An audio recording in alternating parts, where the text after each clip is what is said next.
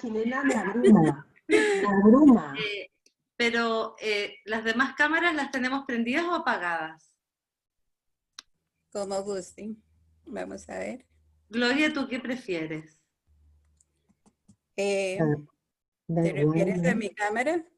No, pueden tener la luz, la cámara encendida, las panelistas.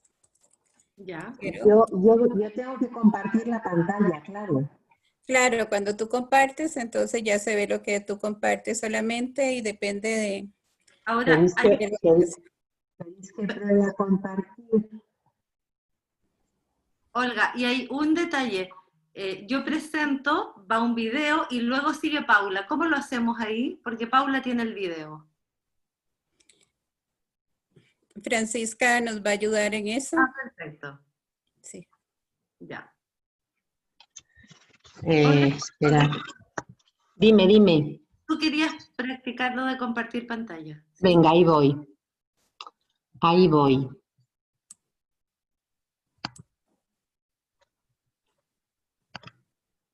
A ver, me decís si se ve, ¿eh? Comparto.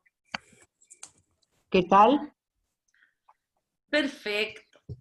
¿Bien? Bien. Bien. Vale.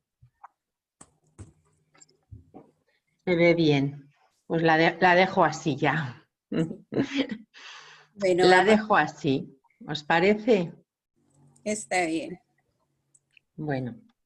Muy buenas tardes, distinguidos participantes. Bienvenidos a nuestro 6º encuentro de pedagogía hospitalaria, promoviendo una educación con equidad e igualdad, organizado por la Red Latinoamericana y del Caribe por el derecho a la educación de niños, niñas y jóvenes hospitalizados o en tratamiento REDLACE. Soy Gloria María Paniagua, secretaria de REDLACE. Para la red es un honor poder compartir estos espacios en línea y contar con la participación de personas tan distinguidas y expertas en diferentes campos de la salud y la educación.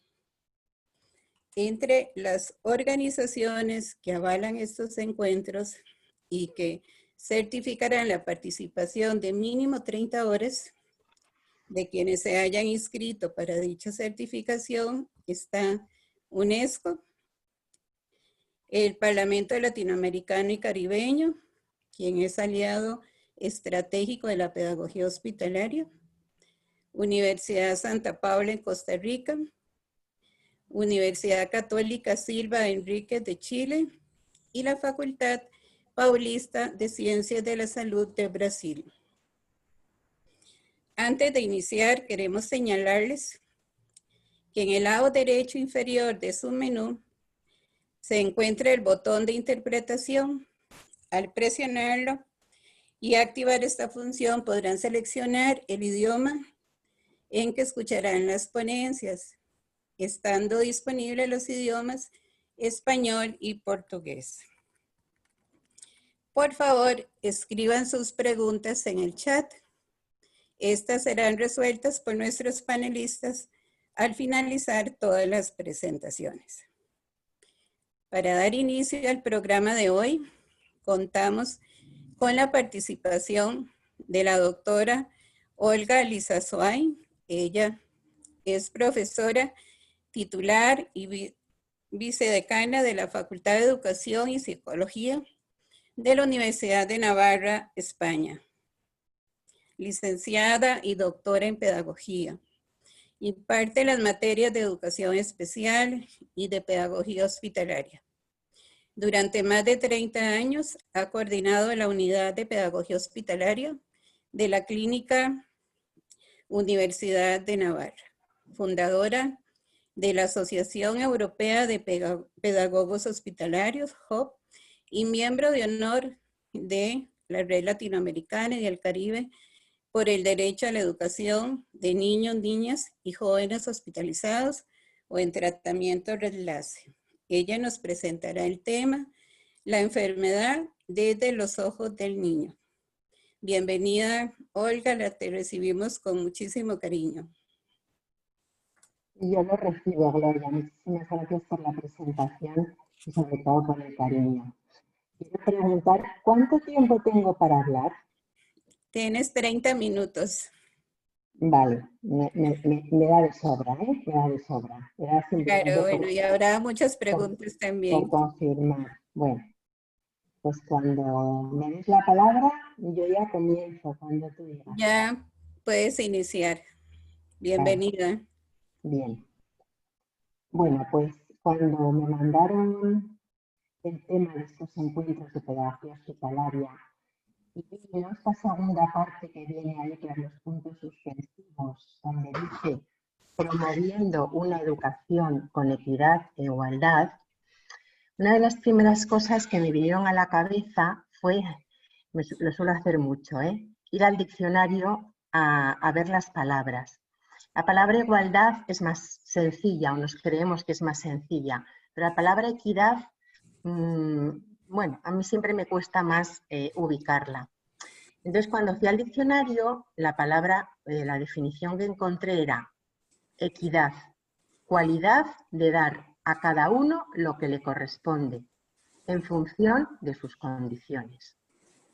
Y con lo cual, esto me vino muy bien porque me facilitó el tema, porque yo lo primero que pensé fue, ¿qué mejor manera hay de favorecer la equidad cuando hablamos de niños con enfermedad, de pacientes pediátricos? ¿Qué mejor manera hay que de ver precisamente la enfermedad con ojos de niño? Y es así que tiene sentido el título de lo que hoy os voy a presentar. Entonces, la presentación tiene dos grandes partes. No temáis que no voy a hablar tampoco ni media hora, ¿eh? Pero bueno, tiene dos grandes partes. En una primera parte voy a abordar cómo el niño, de manera general, no exclusivamente el niño enfermo, sino cómo los niños conceptualizan la enfermedad. Aproximaros todos, ¿no?, junto con mis explicaciones, a volver a ver ese concepto de enfermedad con ojos de niño. Y la segunda parte, un poquito más breve, será ya poniéndonos en el caso de los niños enfermos, cuáles son los principales impactos por grupos de edades que la enfermedad causa sobre ellos. Entonces, comienzo pasando las transparencias. Bien. El concepto infantil de enfermedad es un concepto muy complejo de elaborar.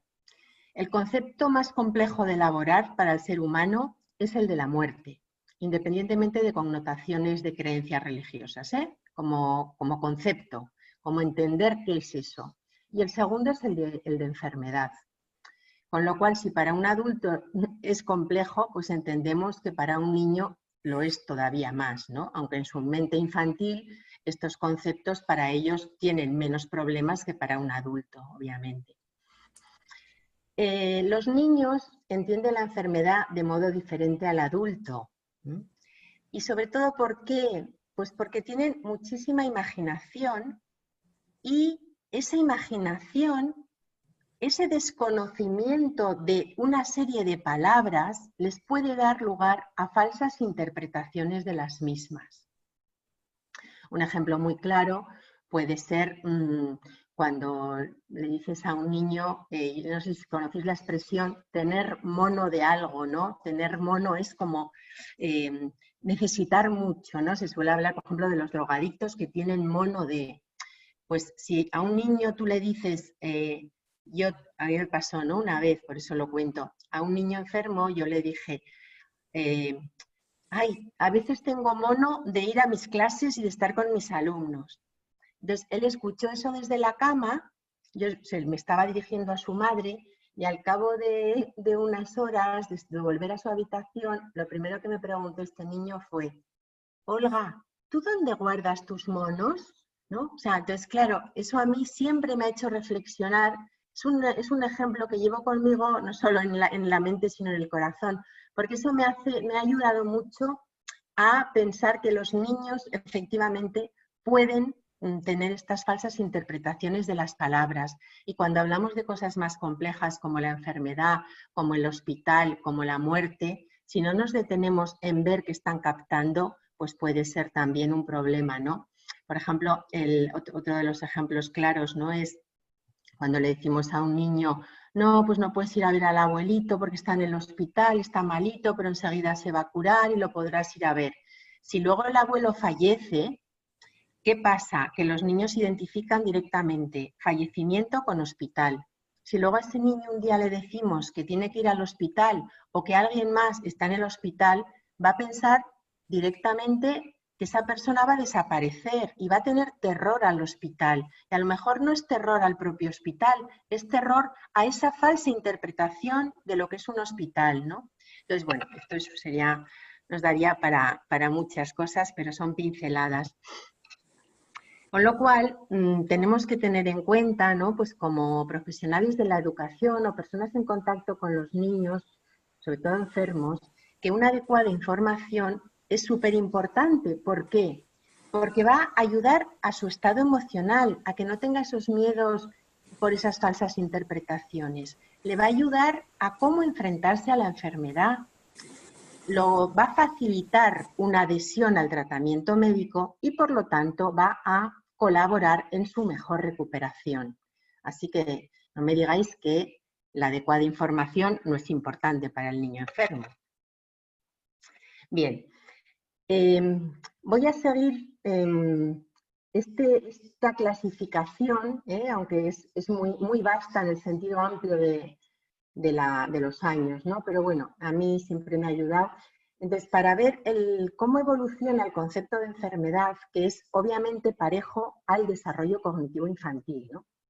Con lo cual, dividiendo 3 grandes etapas, dejando de lado todo lo que son hasta los 2 años, ¿no?, pues diferenciamos una etapa preoperativa de 2 a 7 años, una etapa de operaciones concretas de 8 a 11 años, grosso modo, y ya las operaciones formales que las podemos situar a partir de los 12 años. Bien, entonces, ¿cuáles son las características de la etapa preoperativa? Bueno, la etapa preoperativa, teniendo en cuenta que es de 2 a 7 años, es una etapa donde el niño se centra muchísimo en la experiencia presente e inmediata. Ve el mundo desde una sola perspectiva porque no realizan generalizaciones, se ciñen, como hemos dicho, a lo inmediato. Y la enfermedad siempre es un fenómeno externo, donde no se diferencia la causa del síntoma, y la enfermedad siempre es igual al síntoma más sobresaliente. Por ejemplo, si le preguntamos a un niño ¿no?, en estos bloques de edades, podemos tener respuestas de este estilo. ¿Por qué estás enfermo? Pues porque me duele la cabeza y la tripa. ¿Y qué enfermedad tienes? Que me duele la cabeza y la tripa. ¿Pero estás malita? Sí. ¿Y qué te pasa? Que me duele la cabeza y la tripa. ¿Y por qué te duelen la cabeza y la tripa? Porque estoy malita. Es decir, nunca salen del síntoma, la enfermedad es igual al síntoma más sobresaliente y no hay diferencia de causa y de síntoma, ¿no? Y también la enfermedad es el resultado de la transgresión de las reglas o de un mal comportamiento, ¿no?, de un castigo. Y por lo tanto pueden tenerse, claro, sentimientos de culpabilidad, ¿no? Pues es que me he puesto enfermo porque no me puse las botas, ¿no? O es que no me he comido el puré y por eso me he puesto enfermo, ¿no? Este tipo de respuestas. Los dos grandes tipos de respuesta que la literatura científica recoge, que los niños dan en esta etapa preoperativa en relación con la enfermedad, se dividen en fenomenismo y en contagio. Cuando un niño está en la etapa más inmadura, da unas explicaciones que pueden ser de tipo mágico y animista a la enfermedad y al porqué de enfermedad, ¿no? Pues pueden ser este tipo de respuestas, que la enfermedad es causa de un fenómeno remoto, espacial y temporalmente ajeno, pues pueden ser respuestas del tipo, pues es que estoy enfermo, pues porque vino el dragón malo y me enfermó, ¿no? O sea, estas respuestas, bueno, pues que todos nos podemos poner en la mentalidad infantil en esas etapas más inmaduras, ¿no? En un siguiente escalón vendría ya respuestas de que se califican dentro de la etapa del contagio, donde la enfermedad es resultado de la proximidad física sin contacto a objetos o personas, ¿no? Por ejemplo, pues si preguntamos a un niño de esta etapa, nos pueden dar, si le decimos, ¿cómo te has enfermado? ¿O por qué estás enfermo? Y dice, pues mira, porque me acerqué mucho a otro que estaba enfermo y entonces después fui a casa y yo ya estaba enfermo. Entonces le dices, entonces, pero estabais entonces muy juntos. Y dice, bueno, mucho tampoco, ¿no? Entonces, aunque no haya ese contacto, sí que comprenden que la enfermedad es el resultado de una proximidad física, ¿no?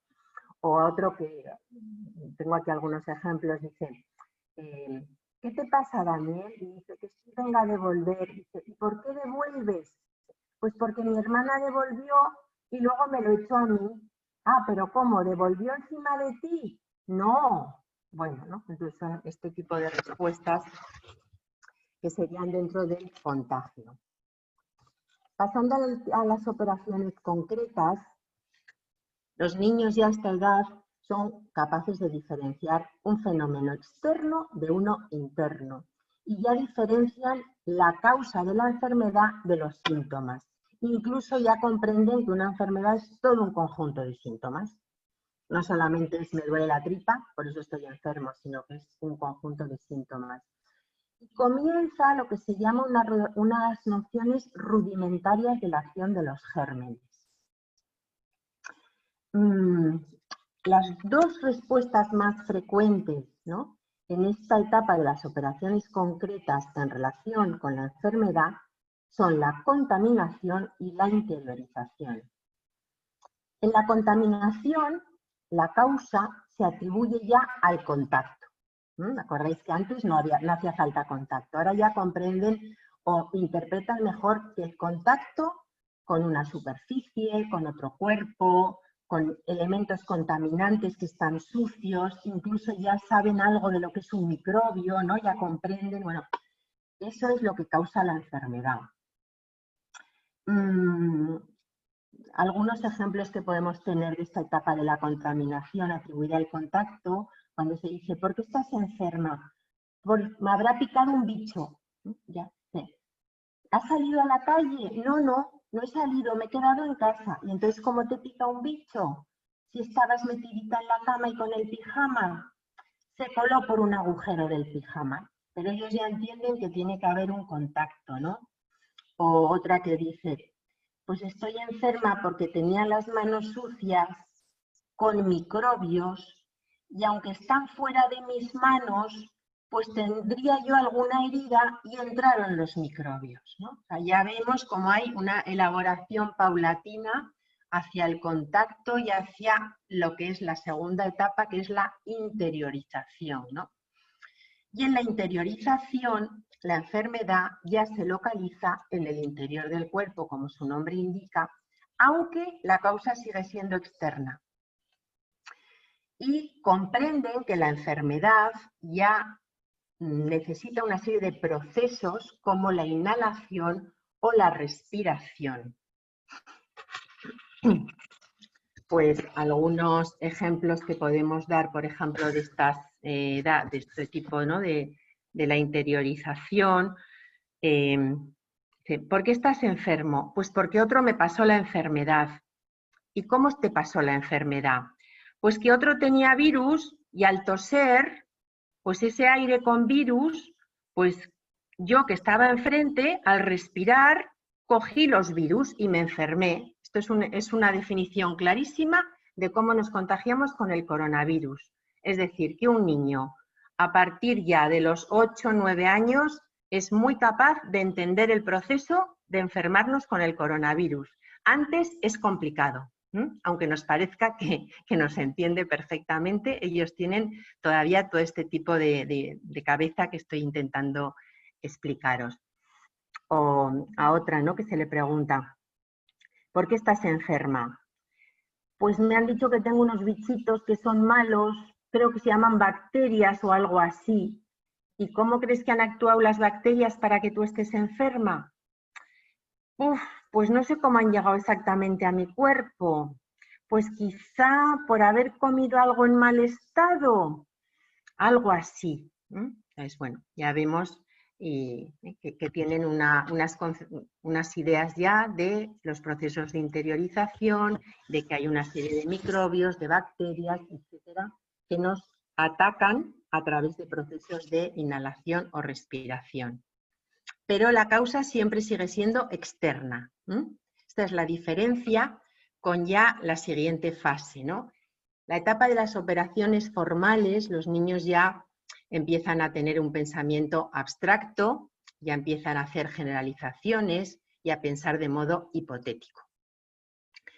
La enfermedad ya la entienden bien como procesos internos que se manifiestan con síntomas externos. Y la enfermedad ya entienden también que es la interacción, por tanto, entre agentes externos y procesos internos. Y atribuyen una gran variedad causal al origen de la enfermedad, no solo una, sino que ya puede haber muchas causas que nos hacen pues, estar enfermos o contraer determinadas enfermedades. Las explicaciones que en la etapa última de las operaciones formales los niños dan sobre la enfermedad son ya de tipo psicofisiológico, y esta es la gran diferencia con las etapas anteriores. Se añade, pues son capaces ya claramente de añadir a la enfermedad la contribución de causas psicológicas y de factores emocionales. Ya se entiende que los pensamientos, los sentimientos afectan a la función corporal. Esto ya es el estadio superior. Y por lo tanto también entienden que las medicinas son importantes pero no suficientes, porque en las otras etapas los niños creen ciegamente en que si se toman las medicinas se curarán, por mucho que les dé miedo una inyección o que huyan de una mala medicina. En el fondo sí que creen, ¿no? Y aquí ya, bueno, en esta etapa comienzan a comprender que no todo el mundo se cura, en definitiva, porque las medicinas no son infalibles.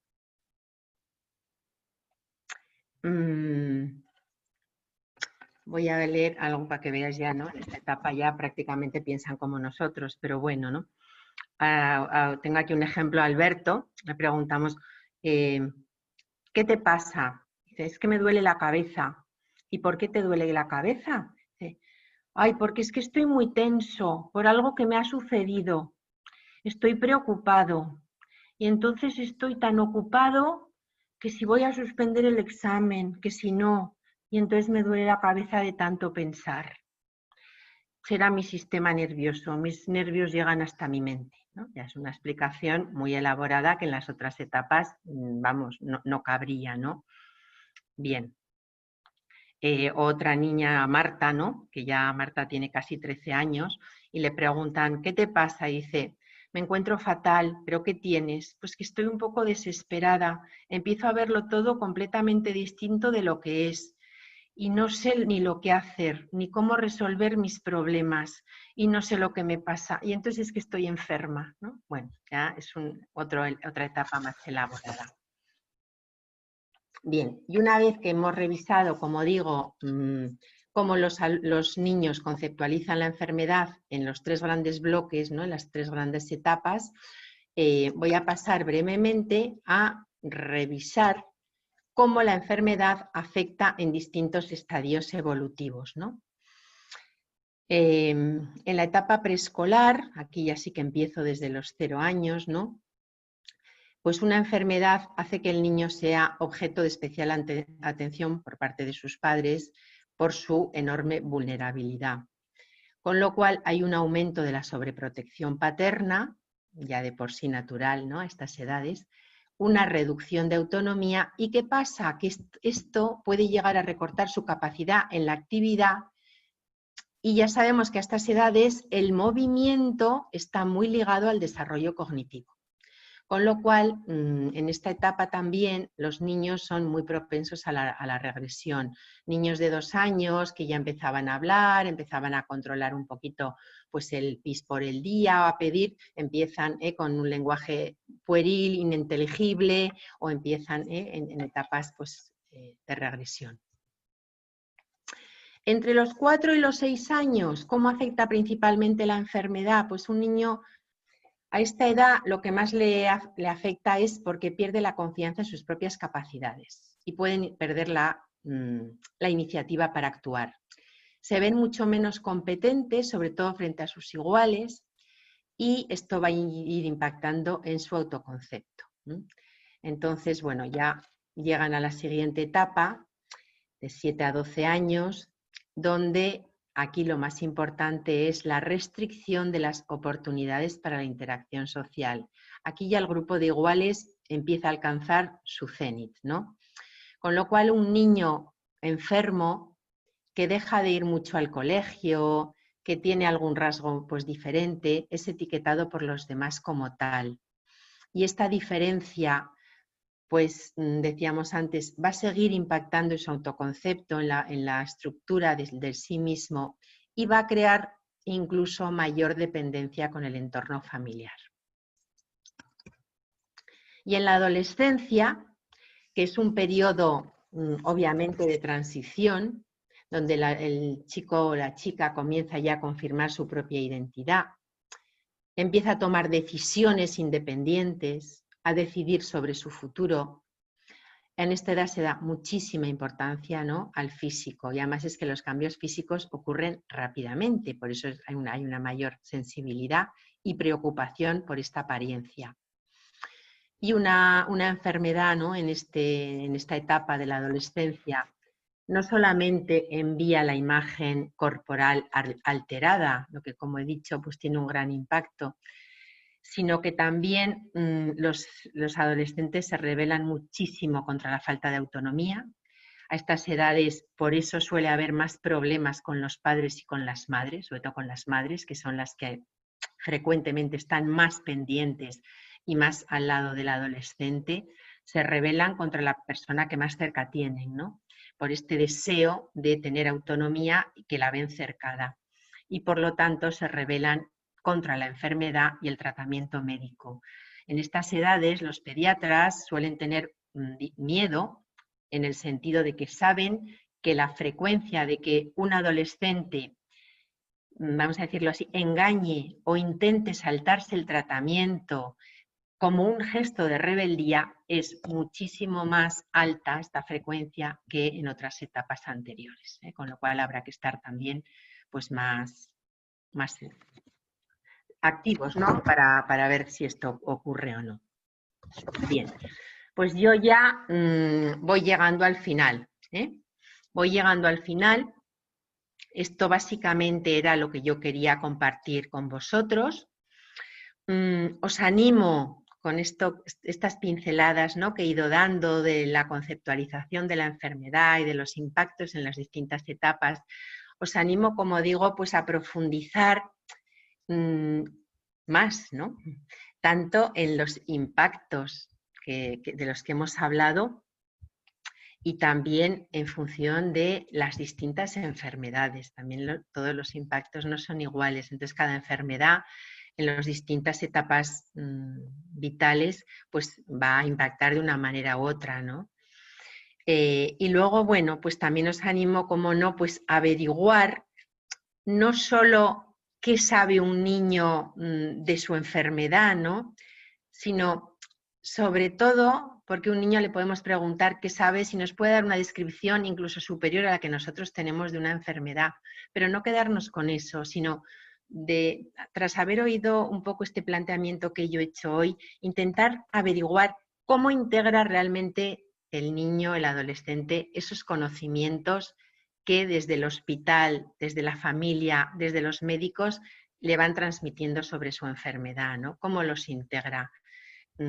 Toma literalmente las palabras, realmente sabe lo que cada cosa que dice o tiene a lo mejor pues una percepción diferente, ¿no? Entonces, bueno, yo os animo, como digo, en definitiva, a meternos en la mentalidad infantil, que a veces se nos olvida, ¿eh? Todos fuimos niños, con lo cual tenemos eso de ventaja, aunque se nos ha olvidado, ¿eh? Y hay que refrescarlo y pensar que lo que tenemos delante no es un adulto en miniatura, ni mucho menos, sino una mente infantil con toda su creatividad, con toda su imaginación y con toda su necesidad de elaborar la realidad que le está ocurriendo y los conceptos que los adultos manejamos para con él o respecto a él. Y yo era todo esto lo que quería. Así que de momento, pues muchas gracias por la atención y hasta pronto. O sea, quiero decir, hasta si tenéis alguna pregunta o luego cuando queráis, cuando acaben los otros ponentes, no sé qué dinámica Gloria nos dirá, qué dinámica tenemos ahora. Gracias. Bueno, muchísimas gracias, Olga. Creo que todos estamos aplaudiendo por tu participación y muy importante la vinculación que presentó en relación con la conceptualización de la enfermedad ligada al desarrollo evolutivo del niño. Además de los efectos de la enfermedad, es algo a tomar en cuenta no solo cuando el niño está en una situación de hospitalización, sino también cuando está en nuestros colegios regulares, en las escuelas, considerar todas estas características, esta condición que ellos presentan. Muchísimas gracias, Olga.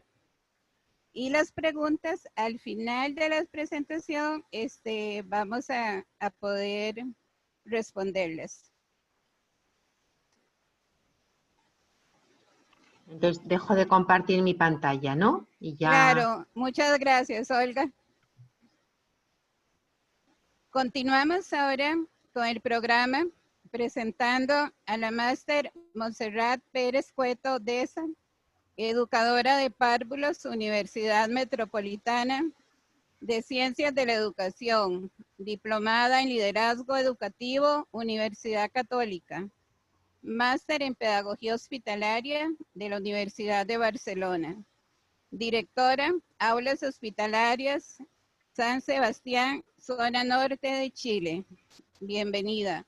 También acompañará en esta presentación la licenciada Paula Otaiza Rivera, profesora de Matemática en Educación Media, licenciada en Educación de la Universidad Católica del Norte, diplomado en Liderazgo y Gestión de Calidad en Instituciones Educativas, dedicada a la investigación interdisciplinar en educación para la ciudadanía desde la educación matemática. Actualmente ella es profesora de matemática del aula hospitalaria San Sebastián, ubicada en el Hospital Regional de Antofagasta. Ella nos presentará los siguientes temas: exploración metodológica de la matemática en el contexto de la pedagogía hospitalaria, estaciones de aprendizaje, una estrategia innovadora para promover la educación ciudadana mediante la matemática. Bienvenidas. En el sector que estoy está lloviendo. Sí. Muchas gracias, Gloria. Bienvenidas. Muchas gracias. Muchas gracias, Gloria. No sé si se escucha, Paulita. ¿Me sí, escucha? se escucha, súper.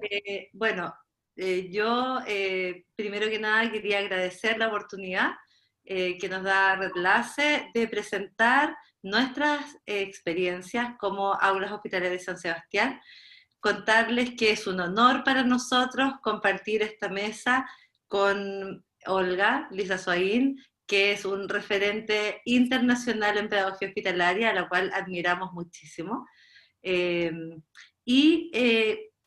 Contarles también que somos 8 escuelas hospitalarias ubicadas en todo el norte de Chile, en 8 ciudades distintas, la que nos hace trabajar de una forma bastante particular, porque somos un gran equipo que se divide en estas 8 ciudades, con una distancia alrededor de 1.200 kilómetros entre la más norte y la más sur, pero con un gran espíritu y gran espíritu de equipo.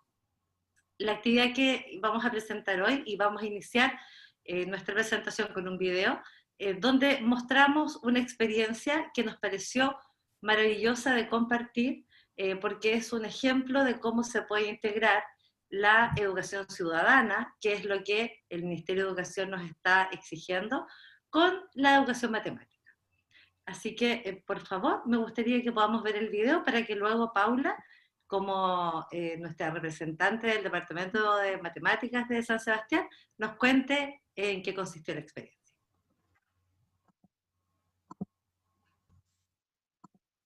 En las aulas hospitalarias San Sebastián buscamos estar a la vanguardia en el uso de la tecnología y de estrategias destinadas a mejorar nuestras prácticas pedagógicas.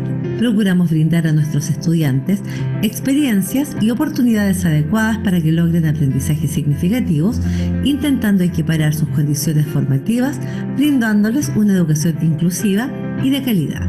En San Sebastián gestionamos en beneficio de nuestros estudiantes instancias de colaboración con entidades públicas y privadas. En este contexto y en alianza con la Escuela de Educación de la Universidad Católica del Norte, desarrollamos una experiencia en la que, usando las matemáticas como eje central, se vinculan todas las asignaturas del currículum, incluyendo transversalmente la educación ciudadana. Para el equipo docente de San Sebastián, el desafío máximo fue desarrollar esas adaptaciones curriculares en las 3 modalidades de atención con que contamos: aula, sala cama y domicilio. Desde la matemática se fomenta el desarrollo de habilidades y competencias ciudadanas necesarias para desenvolverse en un mundo globalizado, como son observar, tomar decisiones, dialogar, comparar modelos, resolver problemas, entre otros. La estrategia consiste en implementar estaciones de aprendizaje, donde los estudiantes interactúan en torno a diversas temáticas que los ejercitan como ciudadanos reflexivos, críticos y creativos. La experiencia se inició con 3 estaciones de aprendizaje. La primera, vinculada a la cultura altiplánica del norte de Chile, confeccionando aguayos mediante el concepto matemático de teselados. En la segunda estación, denominada La Divina Comida, se promovía la alimentación saludable, al mismo tiempo que se aplicaban criterios matemáticos para el ordenamiento de datos y cálculos en relación a alimentos de consumo diario. La tercera estación, a la que se llamó Gráficos que la embarran, tuvo por objeto identificar diferencias de género en gráficos de barra. El tránsito por estos espacios novedosos, motivantes y variados les permitió también ejercitar autonomía, pensamiento crítico, confianza en sí mismo y desarrollar la capacidad de diálogo mientras se abordaban temas de actualidad. Estrategias como la ya descrita en las aulas San Sebastián se ven potenciadas con el uso de otras, tales como el ABP o las tutorías para el aprendizaje. Todo ello apoyado con recursos tecnológicos de última generación que resultan claves para la retroalimentación de los aprendizajes a través de una evaluación auténtica, atender a la diversidad respetando ritmos y estilos de aprendizaje, aplicar en la vida cotidiana contenidos de disciplinas troncales como la matemática y favorecer la adquisición de aprendizajes colaborativos en los que se involucre directamente al estudiante, su grupo de pares y familia. En este contexto, el trabajo de equipo es el mejor escenario para la formación ciudadana, donde es posible ejercer la libertad individual, la autonomía, el respeto a la diversidad y una responsabilidad individual y comunitaria. Propender a todo esto les permitirá habilitarse para construir y vivir en el mundo que todos quisiéramos.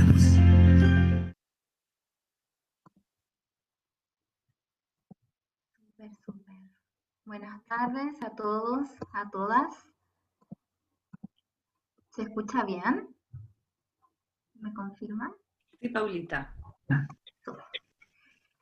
Mi nombre es Paula Thaisa Rivera, soy profesora de matemática del aula hospitalaria San Sebastián de Antofagasta. Antofagasta es una ciudad que se encuentra ubicada al norte de Chile. Es una ciudad costera donde las principales actividades industriales asociadas a la región es la minería. Por lo tanto, es una ciudad con altos índices de población flotante y multiculturalidad. Estamos ubicados en el desierto más árido del mundo y al interior de Antofagasta tenemos pueblos originarios, por ejemplo el pueblo Aymara, la cultura Licalantay, que datan de épocas precolombinas. Evidentemente todos estos elementos culturales, políticos, económicos y ambientales nos posicionan en una mirada y en una perspectiva en cómo debemos abordar la matemática, especialmente, y cómo tratamos de acercar estos temas de ciudadanía a nuestros estudiantes y a nuestro contexto hospitalario.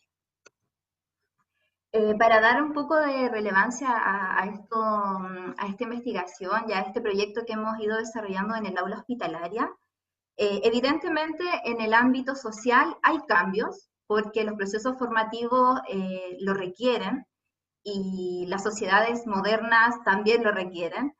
Nuestros estudiantes están constantemente recibiendo información, por lo tanto es necesario abordar estos temas también. En el ámbito educativo, con respecto a la matemática, la alfabetización matemática también requiere otros cambios. Chile, en estándares internacionales, en pruebas estandarizadas, por ejemplo, la prueba PISA, la prueba TIMSS, está muy por debajo del promedio. Si bien se encuentra, podríamos decir que estable o bien en comparación a Latinoamérica y el Caribe, sigue teniendo bajos resultados. Y además, a todos estos antecedentes se le suma un ámbito legal, porque en el año 2016 se promulga la Ley 20.911, que establece un plan de formación ciudadana para todos los establecimientos reconocidos por el Ministerio de Educación. ¿Y qué dice este plan de formación ciudadana? Este requiere que se trabaje el concepto de ciudadanía y de educación ciudadana de forma transversal, es decir, en todas las asignaturas.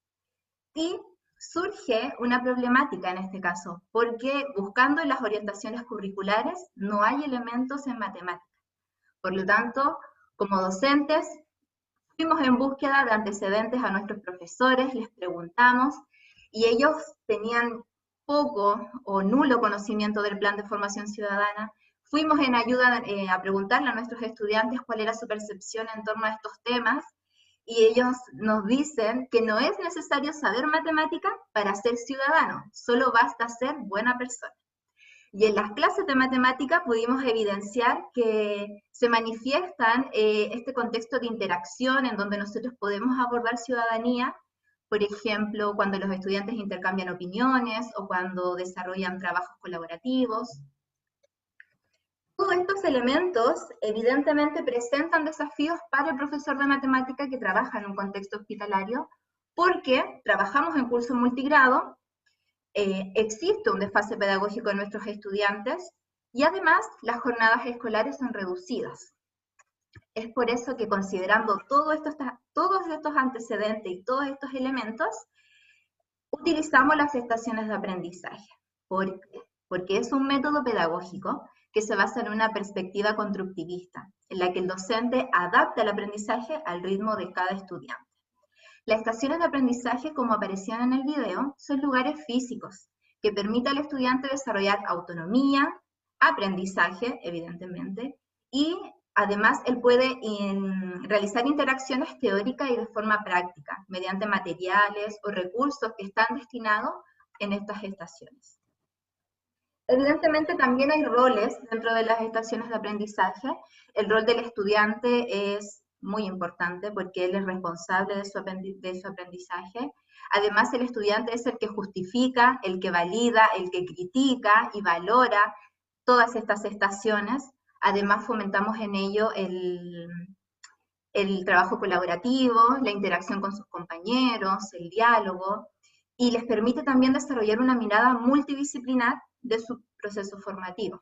El rol del profesor también es demasiado importante, porque el docente debe ser mediador, además debe ser el facilitador de este aprendizaje, debe motivar a los estudiantes para que ellos puedan transitar por todas estas estaciones, y además debe tener conocimiento especializado de los ejes temáticos. ¿Y a qué me refiero con ejes temáticos? Me refiero a temas de contingencia.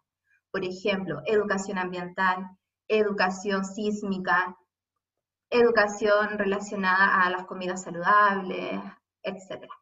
Y además, el rol del docente es que él debe crear estas estaciones, por lo tanto debe ser también un docente muy creativo, que es una de las principales características que tiene el profesor, independiente de la disciplina, el profesor de las aulas hospitalarias. Tiene esa característica. A continuación les presentaré un diseño de las estaciones de aprendizaje mediante un ejemplo.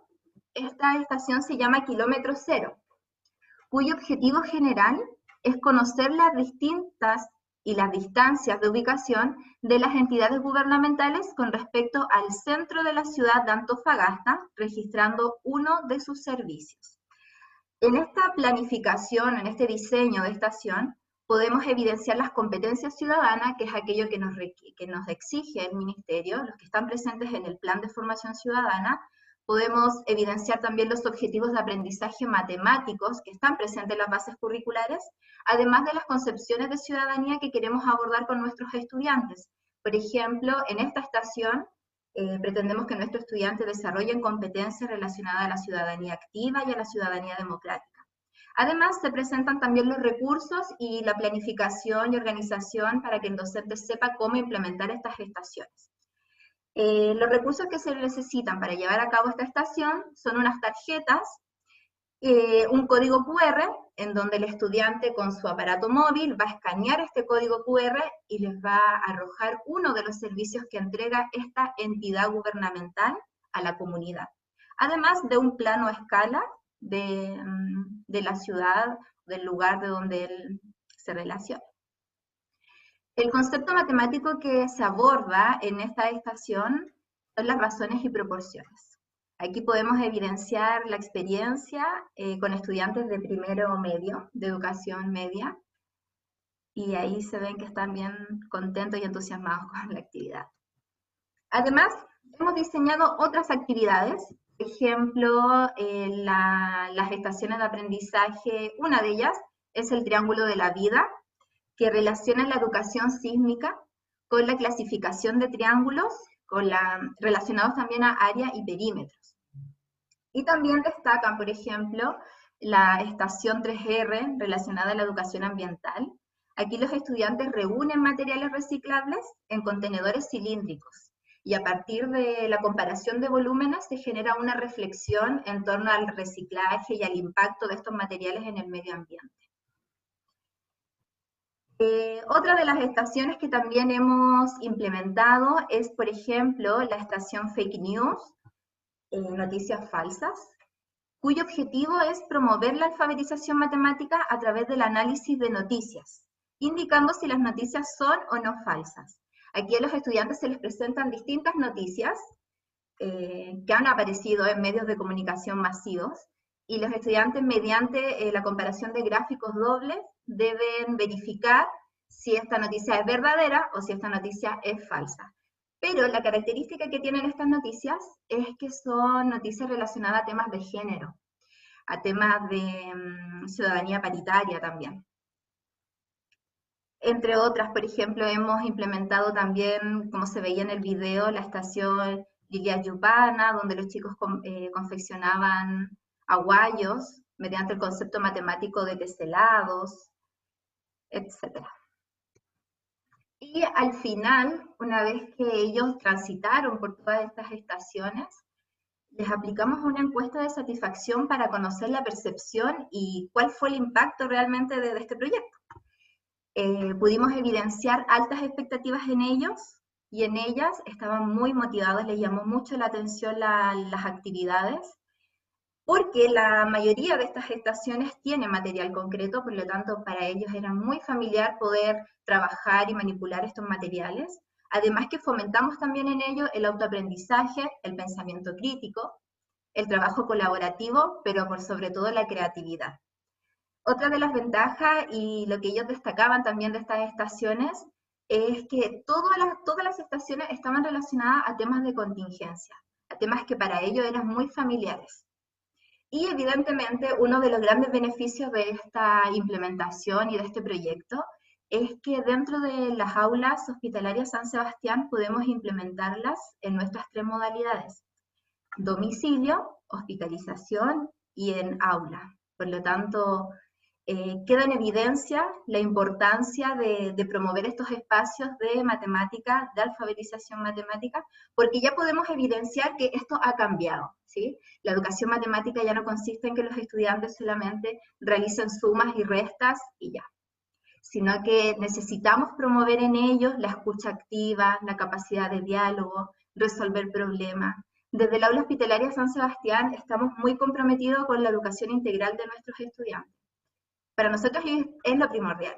Y desde la matemática también, así lo es. Aunque a muchas personas cueste así, pero ¿cómo desde la matemática podemos lograrlo? Sí podemos. Queda una evidencia de que sí podemos. Y principalmente, como les mencionaba anteriormente, es importante destacar en ellos la creatividad, sobre todo, para que ellos puedan transitar también y motivarlos. Muchas gracias por su atención y que tengan una linda tarde.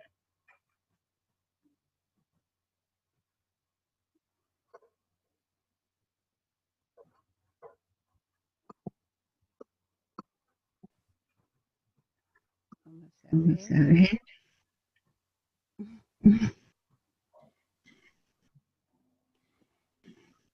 Muy bien.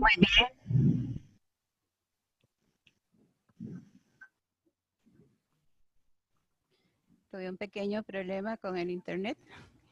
Muchas gracias a los ponentes, quienes nos han presentado estrategias innovadoras en relación con la enseñanza de la matemática en el ámbito hospitalario, generando una gran motivación para innovar en técnicas pedagógicas, considerando al estudiante, su condición de salud y su entorno, y proyectado a la ciudadanía. A continuación, presentamos al profesor Joel Armando Guerra, profesor de tercer ciclo de la enseñanza general básica.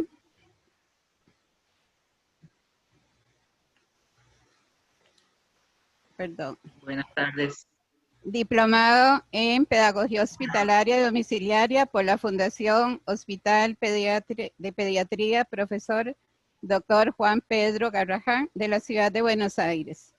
Actualmente, el profesor Joel se desempeña como profesor del área de matemática en la modalidad educativa hospitalaria y domiciliaria de la provincia de Jujuy, Argentina, acumulando 3 años de experiencia docente en la misma, colaborando también en la asistencia educativa en diversas áreas curriculares. Él nos presentará el tema, el desafío de enseñar en un contexto diferente. Bienvenido, Joel. Gracias por la presentación. Buenas tardes a todos. Es un placer estar aquí y poder compartir este trabajo. A ver, voy a compartir pantalla. ¿Se ve? Bien.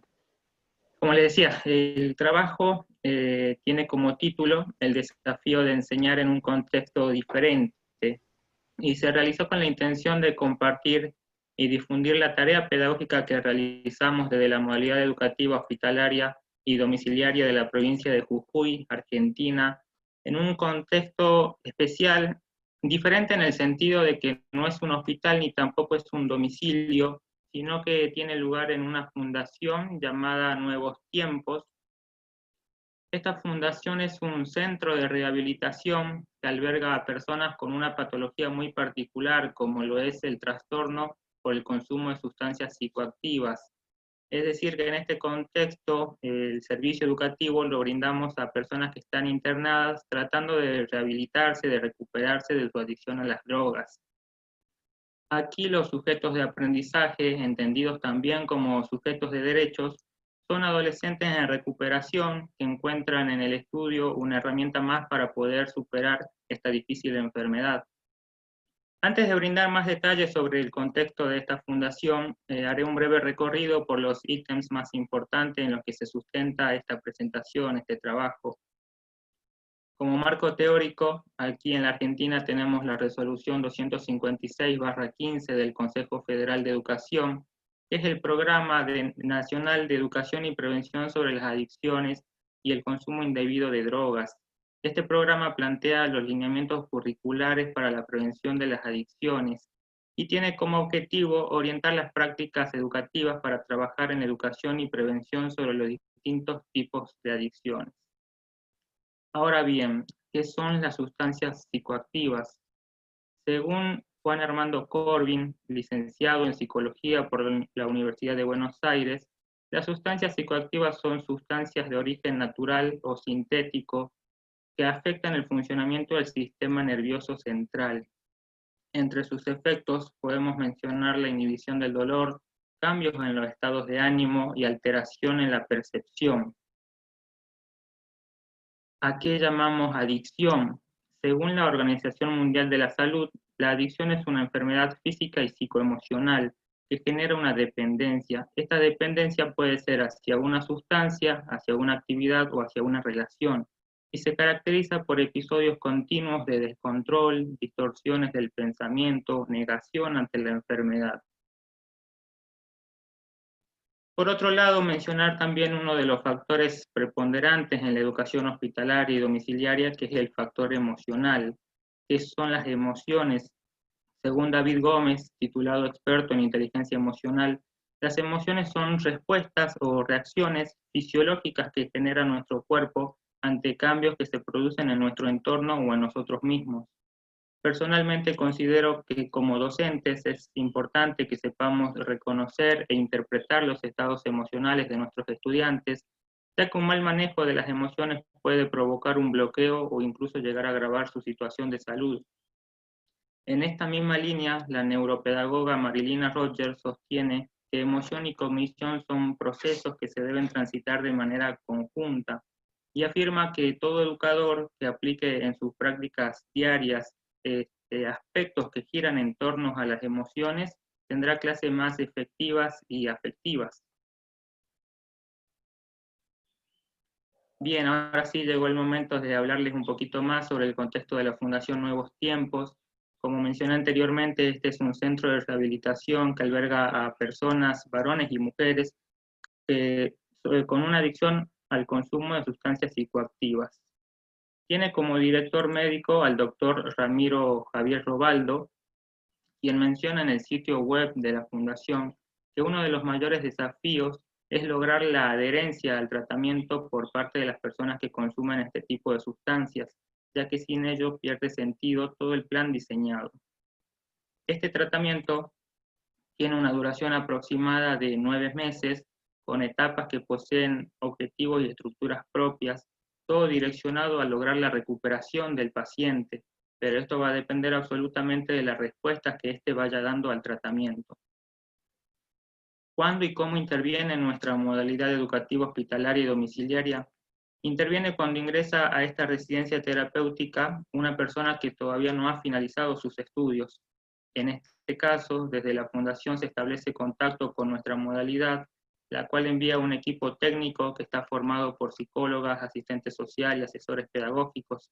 Ellos realizan una evaluación de la situación del paciente y cuando están dadas todas las condiciones se envía un equipo docente para sostener la trayectoria del o la joven. Contar con este tipo de profesionales dentro de nuestra modalidad a nosotros los docentes nos ayuda bastante. Estamos con diferentes profesionales como psicólogos, asistentes sociales, como lo mencioné anteriormente, y esto nos permite cubrir todas las áreas, todo el entorno de nuestros estudiantes, y eso a nosotros nos da mucha seguridad. El espacio físico en donde brindamos las clases es un lugar dentro de la fundación. En las imágenes podemos observar el que utilizamos habitualmente. A veces por alguna razón nos brindan otro lugar, pero este es el que utilizamos en casi todas las clases. Los horarios están sujetos a determinadas variables, talleres, controles médicos, situación emocional. Pueden ser en horas de la mañana o en horas de la tarde.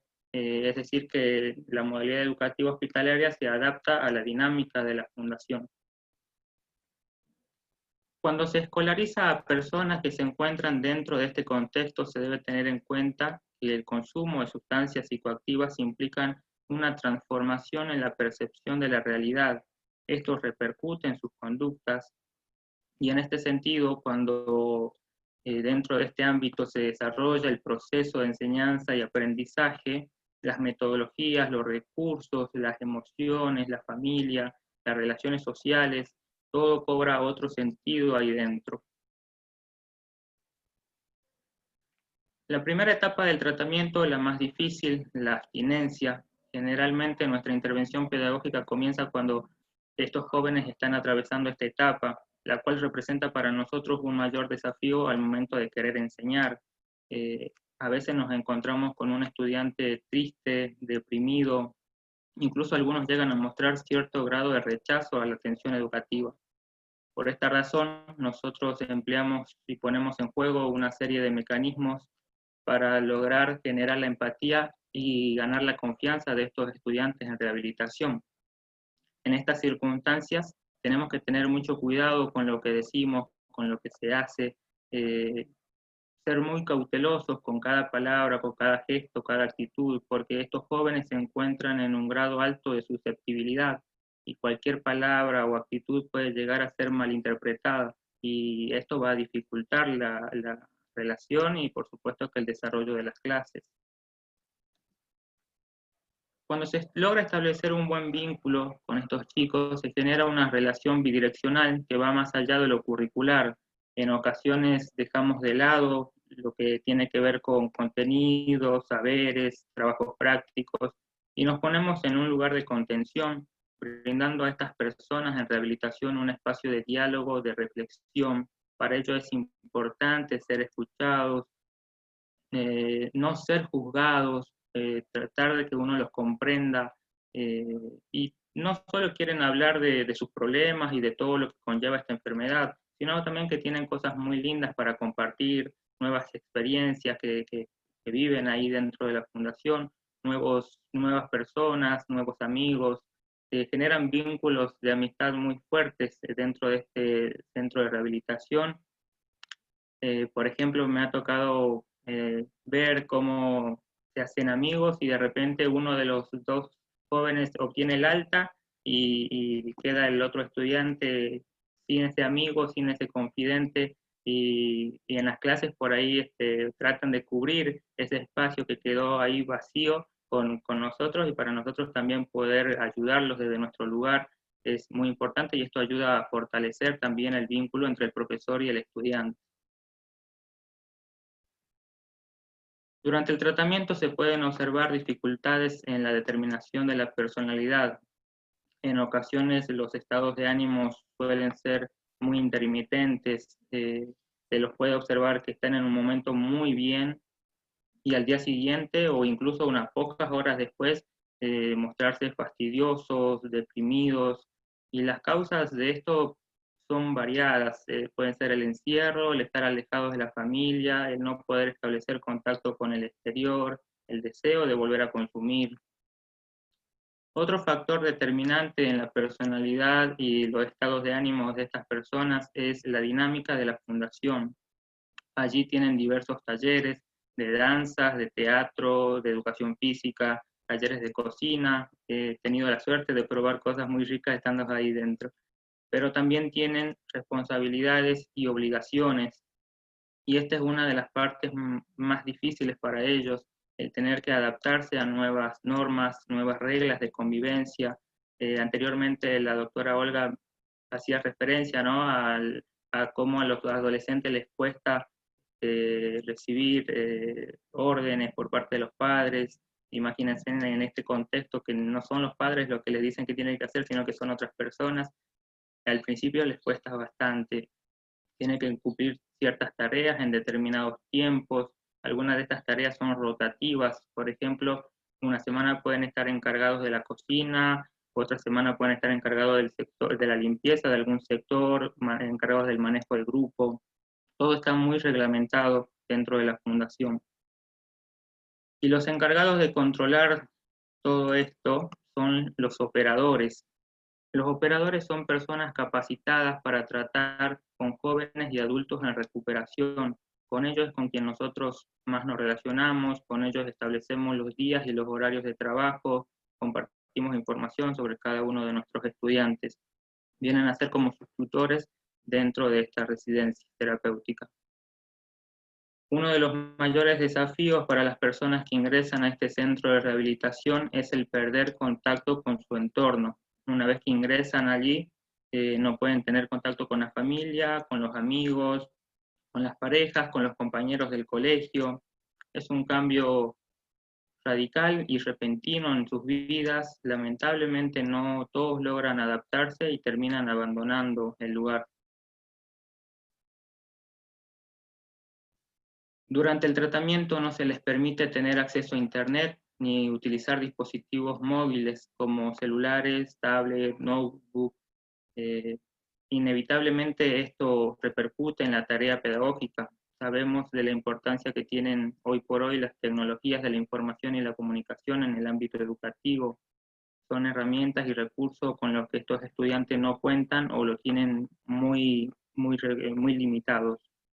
Por esta razón, nosotros empleamos diversas estrategias para contrarrestar estas dificultades. Proveemos materiales impresos o llevamos nuestros propios dispositivos móviles para utilizarlos en clases al máximo.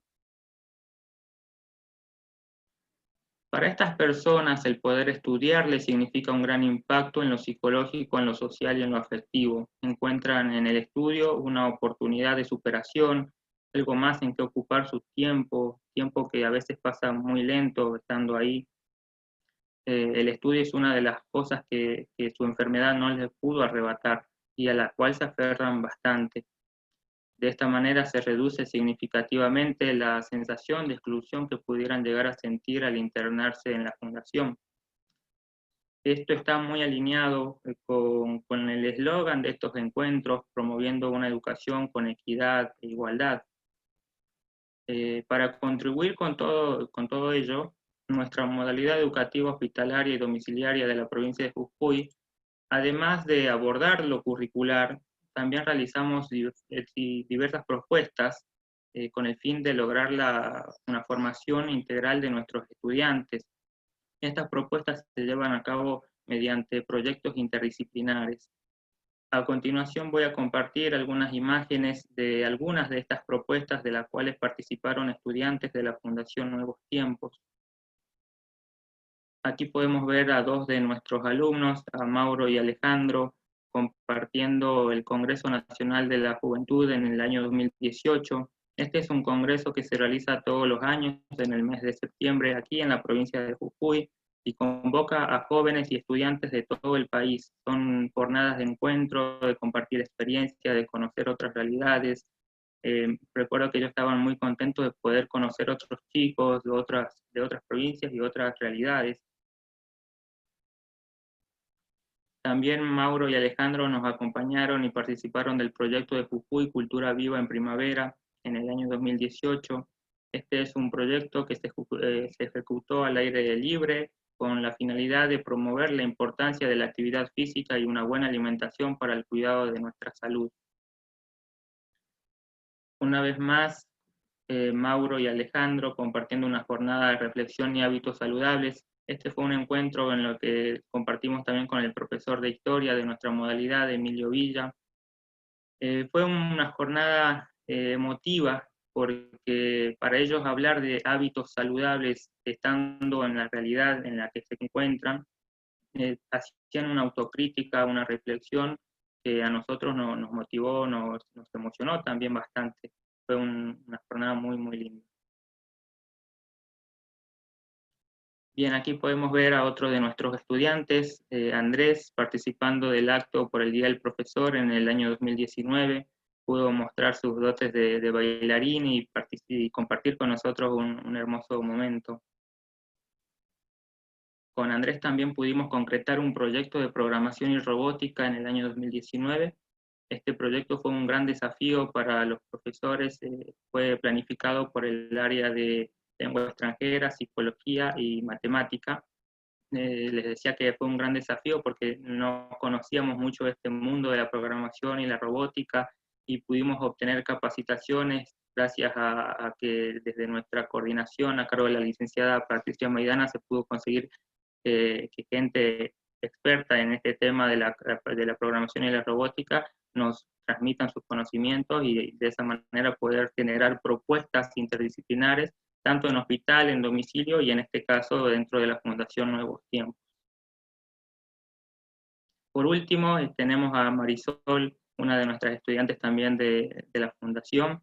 Estaba muy contenta de participar del acto de colación y cierre de ciclo lectivo y de esta manera poder egresar, poder finalizar sus estudios secundarios. Recuerdo que cuando la conocí dentro de la Fundación estaba triste, estaba como que se echaba mucho la culpa por las decisiones que había tomado, pensó que iba a perder el año por la situación que estaba viviendo. Nosotros les pudimos explicar que eso no iba a suceder, no iba a perder el año, que nosotros estábamos ahí para ayudarla para sostener su trayectoria escolar y de esta manera pudimos cumplir todo nuestro objetivo. Para finalizar la presentación, quiero compartir también un fragmento de una de las entrevistas que realicé dentro de la Fundación, en este caso a Andrés. Les voy a leer textualmente lo que él me decía. Realmente no pensé que iba a poder seguir estudiando. Cuando mi mamá me dijo que me iba a internar, pensé que iba a dejar el colegio. Y después no pasaron ni 2 semanas y ya llegaron los profesores.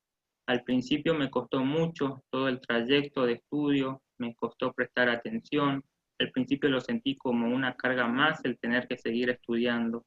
Pero después me empezó a gustar que vengan los profesores. Ya no era una carga, era una felicidad ver a los profes y ver que iba a poder terminar el colegio. Es fantástico que haya esto. No sabía que existía, nos da la oportunidad de seguir estudiando. Para mí fue siempre diálogo con ustedes. Hablamos mucho, hablé sobre mi vida, cómo fue mi trayecto estando aquí. Los profesores fueron como psicólogos para mí. De esta manera, y agradecido infinitamente por esta oportunidad de poder compartir y mostrar un poco lo que hacemos desde nuestra modalidad educativa hospitalaria y domiciliaria de Jujuy, doy por finalizada esta ponencia.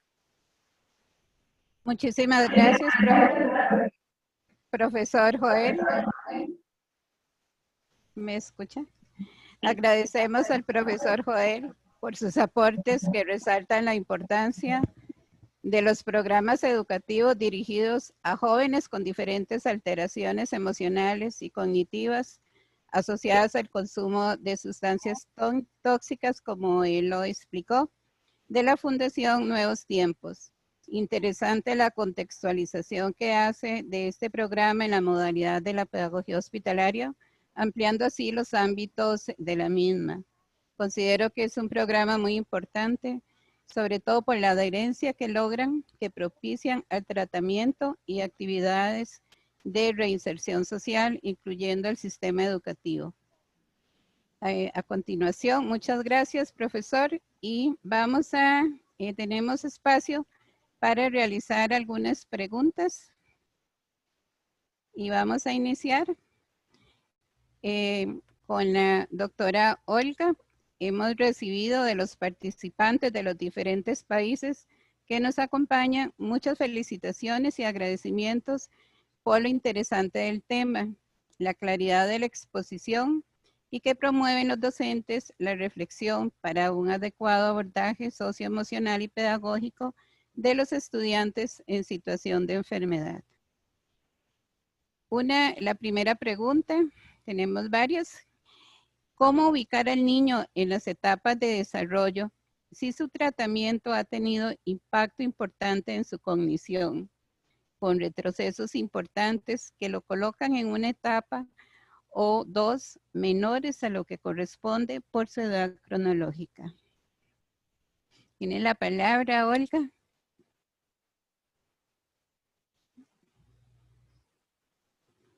¿Qué pasó? Perdón. Digo que en la misma pregunta puede estar la respuesta, por lo menos el enfoque.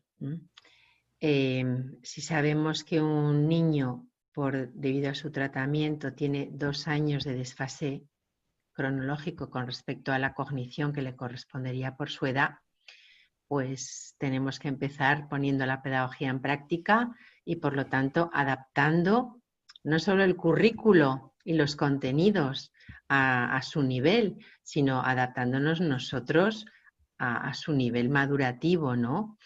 Y luego siempre teniendo en cuenta que cuando un niño tiene alguna discapacidad cognitiva motivada por el tratamiento, la enfermedad, el accidente, o lo que sea, claro que nos tenemos que adaptar a él, empezar, ¿no?, a conocer su nivel y a partir de ahí volverle a enseñar seguramente aprendizajes que a lo mejor hasta ha perdido, ¿no? Pero yo creo que eso es la riqueza del maestro, ¿no? Justo es la varita mágica del maestro, esa adaptación a cada alumno en lo que es, necesita y será. Pero también, y ya con esto termino, una cosa me parece muy importante, sobre todo en los casos de discapacidad cognitiva. Una cosa es adaptarnos a él, al nivel madurativo, y otra cosa es tratarlo de manera infantil. Ahí hay un difícil equilibrio, porque, o sea, pongo el ejemplo, pues un chico de 12 años que por motivos X de tratamientos, de enfermedad, pues tiene una edad mental o madurativa de 8 o 9 años.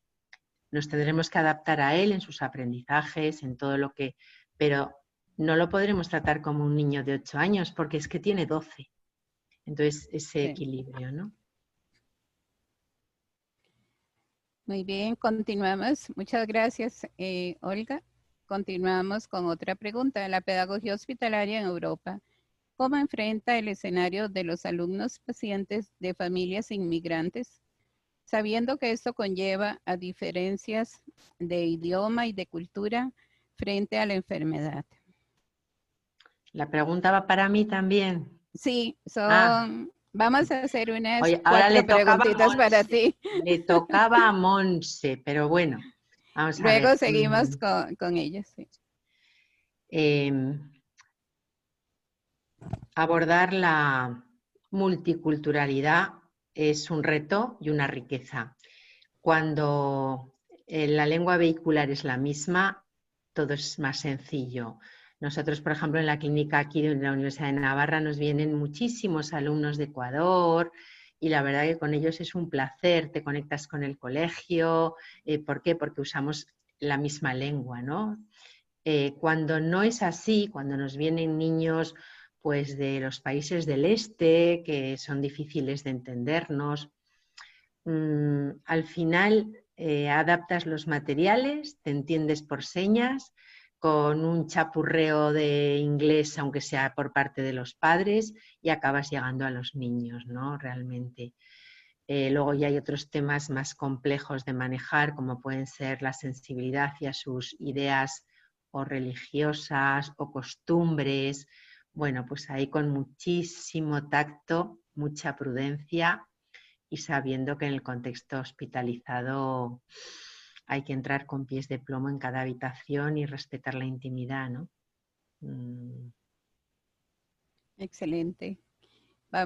Hay otras preguntas para ti, pero vamos a pasar con Paula Otaiza. Muchas felicitaciones a las aulas San Sebastián por la innovadora y transversal de la propuesta presentada. La pregunta es, ¿en qué otros lugares de Chile hay aulas hospitalarias?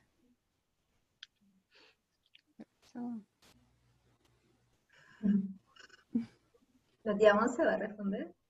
Bueno, Sí. las aulas hospitalarias están ubicadas en toda la zona norte de Chile.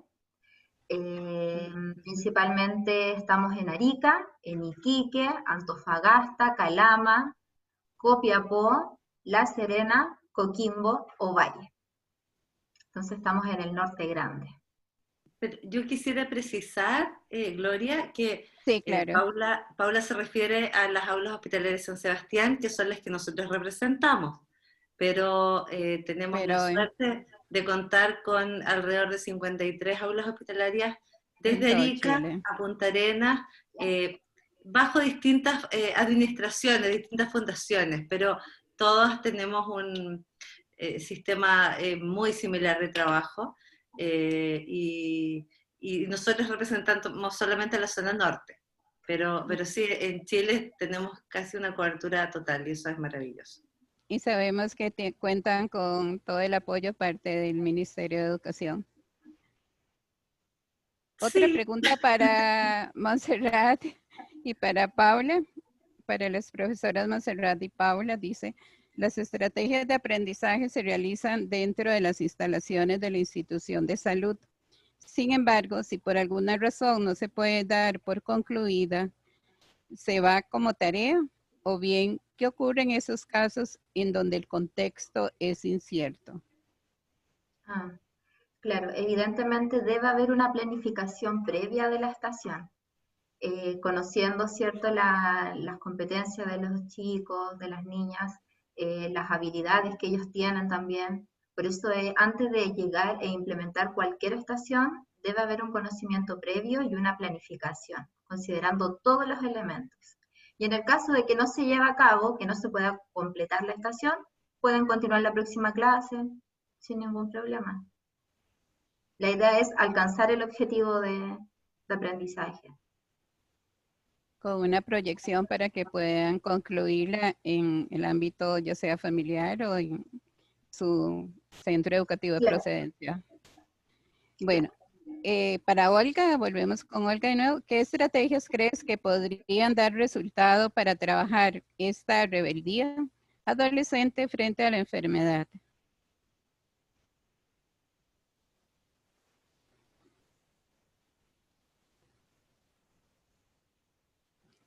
¿Tienes el micrófono apagado, Olga?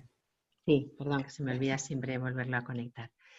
Digo que el que más o el que menos siempre ha tenido un adolescente cerca, con lo cual, bueno, las recetas sabemos que no existen ni que funcionan, pero al adolescente, bueno, eso Joel desde luego lo podrá decir muchísimo mejor que yo y responder a esto de una manera muchísimo más precisa, realista y adecuada.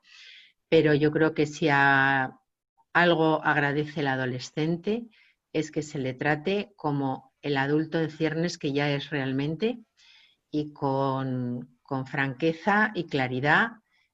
Yo creo que esa es una de las principales armas, ¿no? Que además ellos tienen ese sentido para captar enseguida quién viene de frente o quién está intentando llevárselo a su camino, ¿no?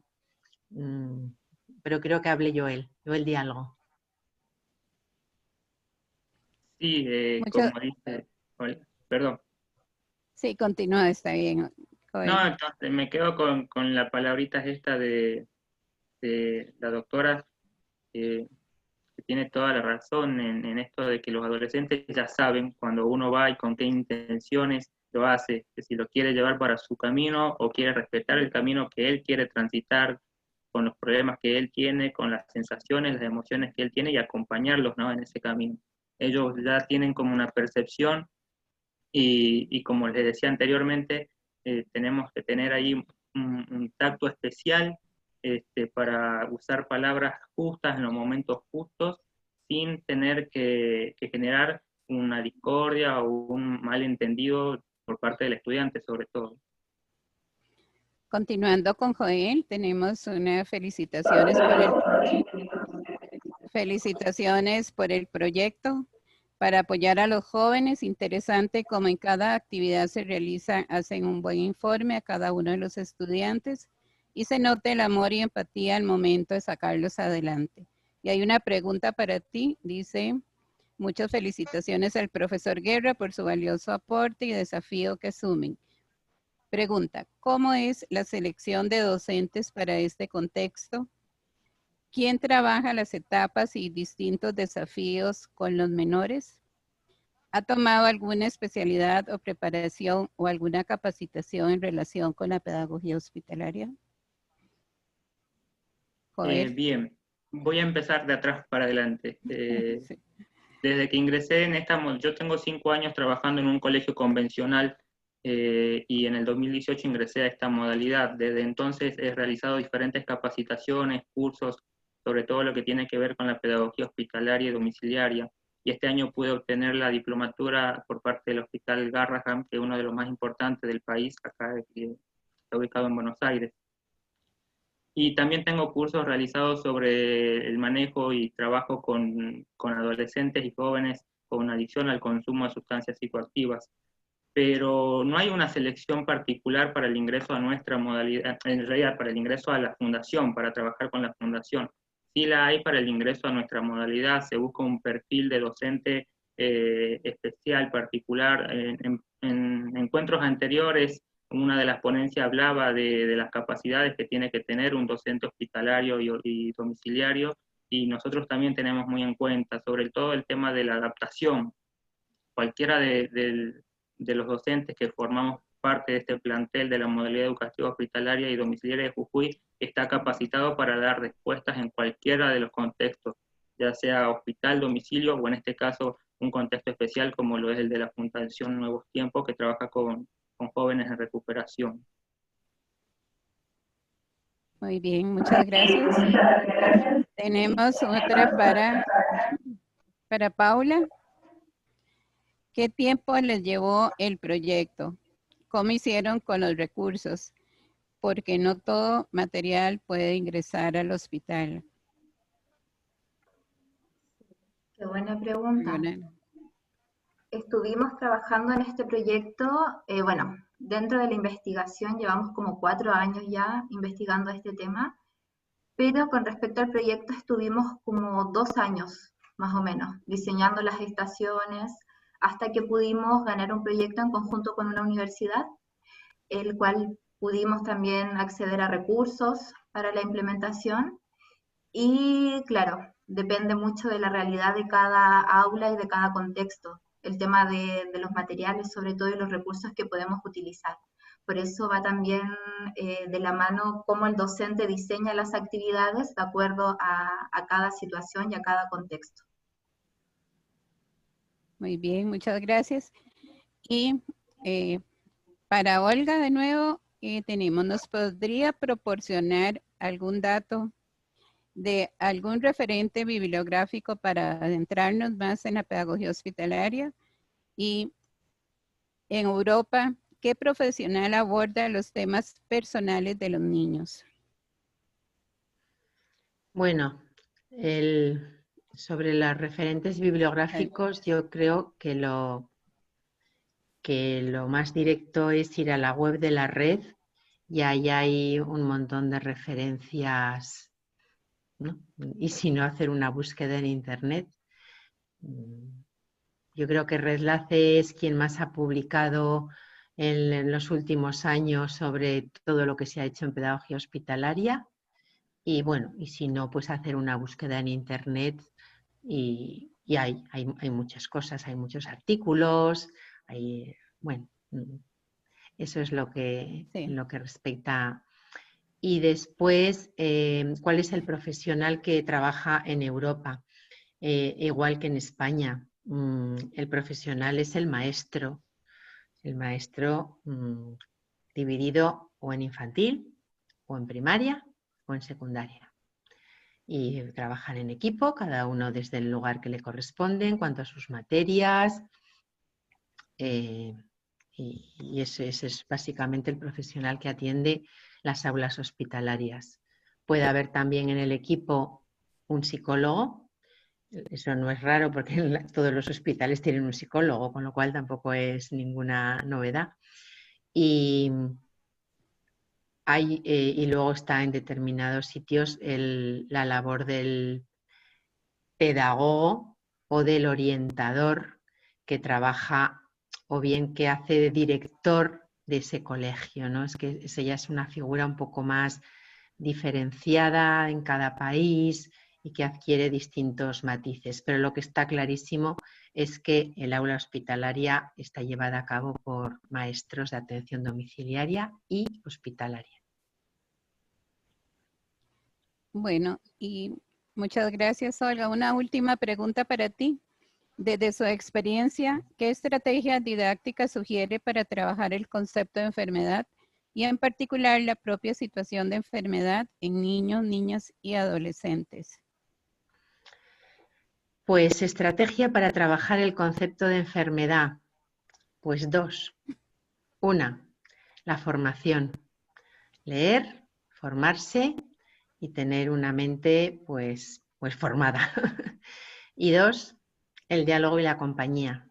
A través del diálogo vamos a conocer al paciente que tenemos delante, vamos a saber de él, de sus gustos, de sus aficiones, de sus intereses, de su estado, y acompañándole pues le podremos enriquecer en aquellas preguntas que le parezcan pertinentes hacernos o que a nosotros, pidiendo siempre el permiso de los padres y comentando con el personal sanitario, nos parezca que es oportuno que demos respuestas más allá de lo que es el rol propiamente del maestro o del currículo escolar. Muchas gracias, Olga. Y aprovechando estos 2 últimos minutos para Joel, ¿cómo se trabaja en el desarrollo de habilidades? ¿Cómo se trabaja en el desarrollo de habilidades asertivas para el trabajo con niños y jóvenes con adicción a las drogas? Bien, en realidad dentro de la fundación hay personas, como les comentaba, capacitadas para trabajar con este tipo de adicciones. Desde nuestra modalidad educativa hospitalaria y domiciliaria, de todas formas, contamos con un equipo técnico, con psicólogas y asistentes social que cubren estos aspectos más emocionales, familiares también. De esta forma nosotros los sostenemos y acompañamos el proceso.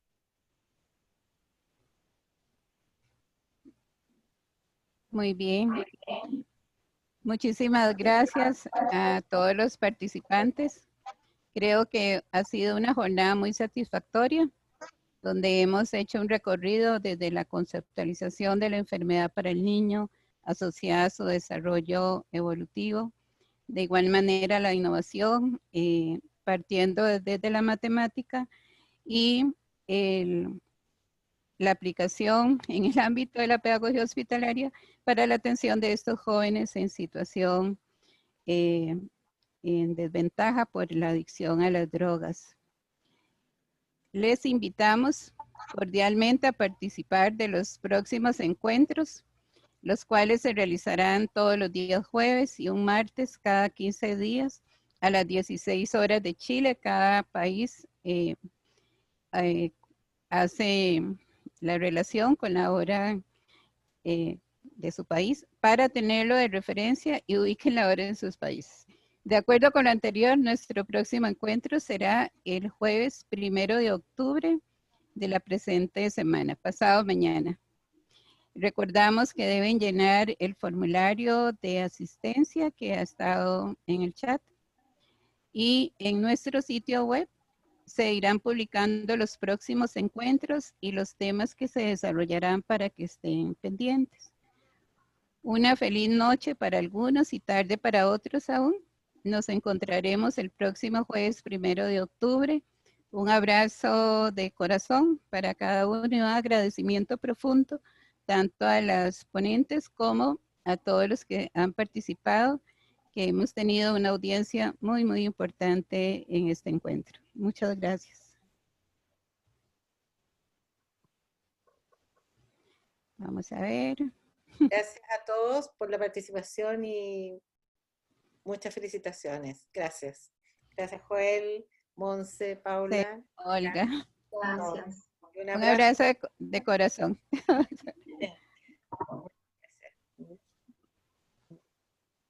Chao. Chao. Luego, gracias. Chao. Vamos a terminar de ver aquí, no vamos a cortar todavía porque hay gente que todavía se está inscribiendo de la ficha. ¿Mm? Sí. Ah, sí, yo también voy a registrar mi asistencia. ¿Quién participa el próximo jueves? Participa el Ministerio de Perú, dando todos los avances que han tenido desde los inicios y bueno, y con la ley, con todas las normativas que han sacado. Marianela, ayúdame, ¿quién más está? Brasil. Brasil y una ponencia de atención domiciliaria de la Fundación Carolina Labra. Sí. Así que va a estar bien buena también. Y Brasil también tiene una muy buena posición. Ahí les mando el programa cada día. Sí. Vale, muy bien, fenomenal. Bueno, pues yo me voy a cenar, que ya tengo hambre después de haber estado todo el día en la universidad y yo encantada de haber estado aquí, así que me alegro mucho veros las caras a todos, que os quiero mucho. Un abrazo grande. Gracias, Venga. Un abrazo. Adiós. Muchas gracias, Silvia. Muchas por gracias. todo. Chao. De verdad. Marianela, cuídese mucho usted, por favor. Sí. Un beso grande. Chao, chao, Paulita. Muchas gracias. Chao. Chao, chao. Chao. Gracias.